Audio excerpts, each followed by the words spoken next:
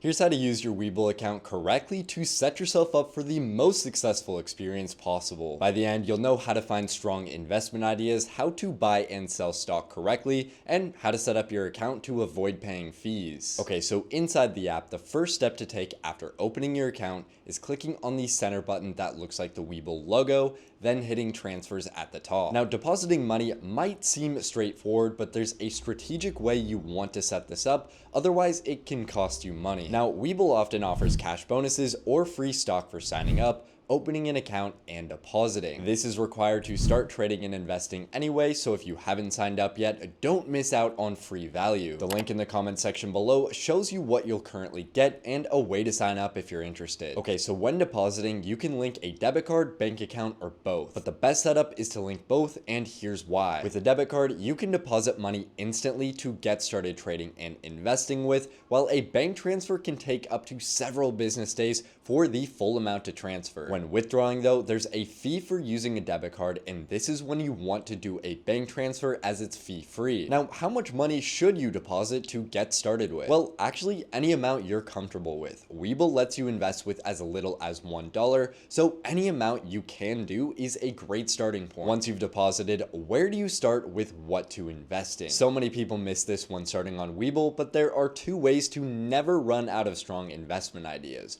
Once you learn these, you can use them time and time again forever. First, head back to the Webull homepage, then click on the Markets tab at the bottom. If you click on the icon in the top right, you're brought to a section called Screeners. A screener saves you hours on research that it usually takes to find winning investment ideas. It automatically sorts through thousands of stocks based on specific traits, creating a custom list for you. For example, if you want to sort for stocks that pay you passive income just for owning them, you'd hit Create New Screener, scroll down to Dividend Yield, then select a preset option or enter a custom one. Let's go with greater than 5%. Hit done. Then Webull generates a list of stocks that match this exact trait. Hitting view result, you can go through each of these stocks as potential investments or add even more filters to narrow the list even further. Hit save, give it a name like dividend stocks, and you can return to this list at any time for new ideas. The second way to find great ideas is even more important because it instantly tells you what the professionals themselves are investing in. So exit the screener and back on the Markets tab, scroll down to the Diversified ETF section.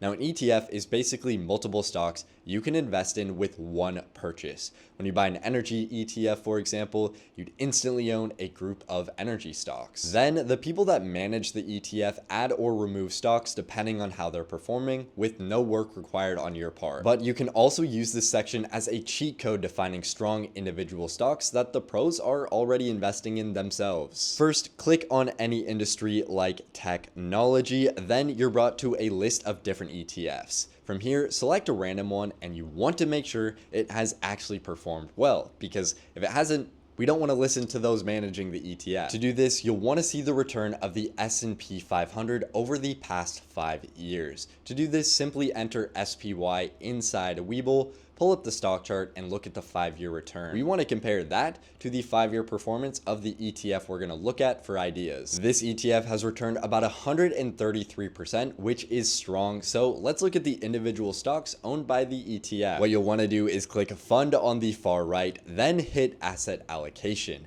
You'll then see the top 10 holdings owned by the ETF, and this is a goldmine for new investment ideas. So if you find yourself not knowing what to invest in, by following these two things, you'll literally never run out of investment ideas. But what if you come across a stock to invest in, but you're not ready to buy yet? The worst thing you can do is forget about it and miss out on potential profits, and that's why the next section is so important. Head back to the homepage and click on the watchlist tab in the bottom left. A watchlist lets you add stocks to a list anytime you come across one, making it easy to track and buy if you decide to later. And if you really want to use Webull like someone that knows what they're doing, you'd create a separate list for each industry you come across. For example, one for healthcare, another for energy, and one for tech. To do this, click on the menu bar in the top right, then click Add List at the bottom and give it a name. We'll name this energy, hit done, then you can add stocks to it at any time. Okay, so by far the biggest mistake new users make is jumping straight into real trading or investing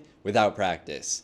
Webull lets you practice buying and selling stock 100% risk-free using fake money. It's just like the real thing, as you get to test out different strategies, go through the order process, and get comfortable with using Webull itself, but without risk. To access this, click on the menu tab at the bottom right, hit More, then under the trading label, click Paper Trade. Start by setting the amount of money to trade with. To do this, click on the pencil icon next to net account value. Then you can enter as little as $1 or as much as 100 million. It's completely up to you. But to get the most out of paper trading, start with the amount of money you have in real life. So we'll start this off with 1,500. Then hit paper trade at the bottom and enter any stock you want to practice on. We'll use Google for this example, and you're brought to the stock page, which looks just like live trading. By hitting paper trade at the bottom, you're brought to the order form where you can play around and test out different order types, mess around with different options, and just get comfortable with the order process itself without losing money. Now, before you place a real order to trade or invest, you absolutely need to know how to use 2 stock market order types, otherwise you risk losing serious money. So let's walk through buying and selling stock step by step using each order type so you can get started in the most confident way possible. Back on the home page, click any tab at the bottom with the search bar, then type in a stock to trade or invest. If you don't know what to invest in yet, that's okay. Using Apple for this example, once you're brought to the stock page, there are 3 areas you need to focus on. First, the drop down in the top right gives you key statistics about the stock, like the dividend it pays, the size of the company, and the next time earnings will be reported.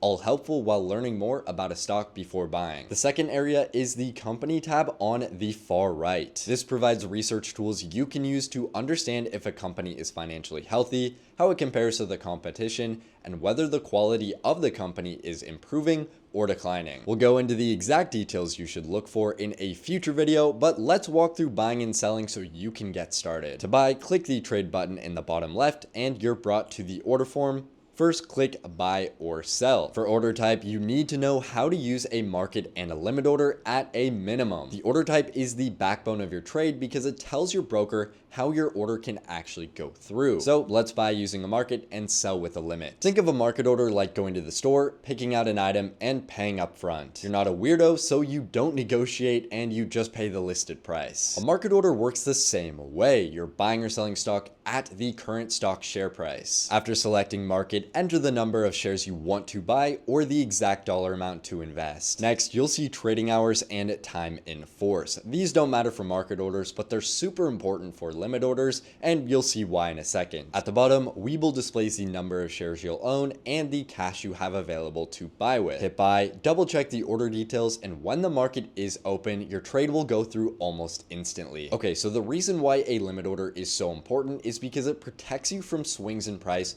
when the market is moving rapidly. With a limit order, you get to choose the price to buy or sell at, unlike a market order which goes through at the current price. Think of a limit like buying or selling an item on Facebook Marketplace. Instead of buying at the listed price or selling at the first offer, you negotiate until you settle on a price you're happy with. A limit works the same way. You set the price to buy or sell at, and the trade won't go through until the stock hits your price or better. Back on the order form, let's walk through a sell order this time. Hit sell, then select a limit from the order type drop down. This time, you'll see an extra box labeled limit price. This is where you'll enter the stock price to buy or sell at. So Apple's currently trading at about $271 per share, but let's say you only want to sell if Apple climbs to $300 per share. You'd enter 300, and in the next box, you'd enter the number of shares to sell. Now, since you choose the price to buy or sell at, your order might not go through right away, and that's why you need to understand trading hours and time in force. These tell Webull what time your order can go through and for how long. For trading hours, you have 3 options: regular, extended, and overnight trading. Regular stock market hours run from 9:30 a.m. to 4 p.m. Eastern. This is when the majority of trades take place.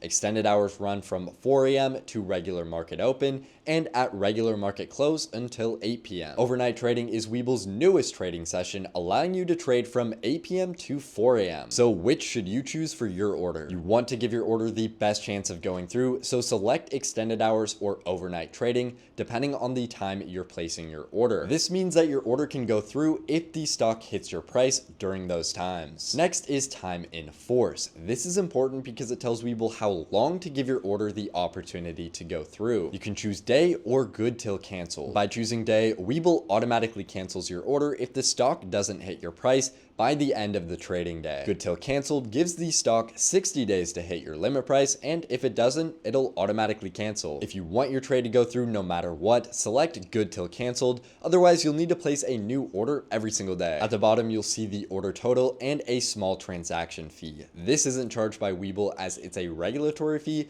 everyone's required to pay across all brokers when selling stock. Hit sell, double check the order details, and hit confirm to place your order. For 4 things I really wish someone had told me when I started on Webull 4 years ago, you'll want to watch this video here.